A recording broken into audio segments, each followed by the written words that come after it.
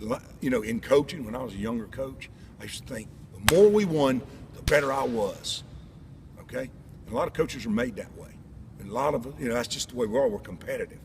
But at the end of the day, you're going to win and lose ball games. Now, what are we doing with these kids to help make them better people for the rest of their life? To make them a guy, a better person, a better husband, a better father, for a girl, a better woman, a better wife, a better mother. That's what it's all about with the kids. It's not about you and your wins, and you learn that the older you get.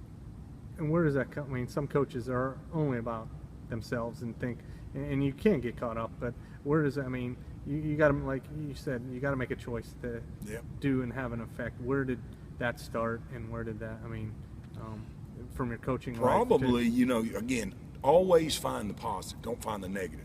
Probably when Coastal let us go, you're hurt. You're like, what in the world did we do wrong? How do we let these other coaches and their families down? And did we let the community down? Did I let my family down? But you realize as you go on through that, it wasn't about you. For them, they just, to me, you look back, it kind of went from a family to a business. It's a kind of a business decision. And you realize, hey, you ain't all that in a bag of chips, You can be replaced. So while we're here, how can we make a difference? Wherever we work, with the people around us, with the kids that we get, that we're blessed to be a part of their life. That's what it's all about, making that difference. Here's what a lot of people don't understand. The people that come in here and clean this building are just as important as the people that are in charge of this building.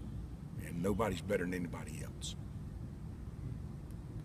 And how'd you get started in coaching? Once you're playing, when I was a little boy, the toughest coach I ever had was my dad. Whoo, Lord have mercy. Church basketball, recreation football, recreation baseball. I remember my younger brother, who's a preacher, thank you, Lord. He was the wildest thing around, but he had a broken arm, and my dad took this big old foam rubber and wrapped it around the cast. And I'll never forget my mom. I was about 9, he was 8, and my mom, after that game, before the game, she hollered at my dad. She called him Jimmy when she was mad at him. Jimmy! And my dad went over there. Now you're watching as a little kid, and she's got the finger going at him. I can't believe you letting him out here. It's broke. It's in a cast. So, man, he was tough. And so, I watched how he coached us. And when you're a little kid, you watch the Frank Howard show, the Bear Bryant show, the Vince Dooley show, the Paul Dietzel show. And I said, hey, wow. It'd be cool to be a coach. I really love basketball more than football. But in basketball, they can tee you up and throw you out of the game. I said, nah, that ain't me. Went to South Carolina to play basketball for 1 semester and then transferred to PC, play football, and got to be around Callie Galt, who's one of the finest men walking on this earth. So, as the older you get, you realize you're blessed to be called a coach.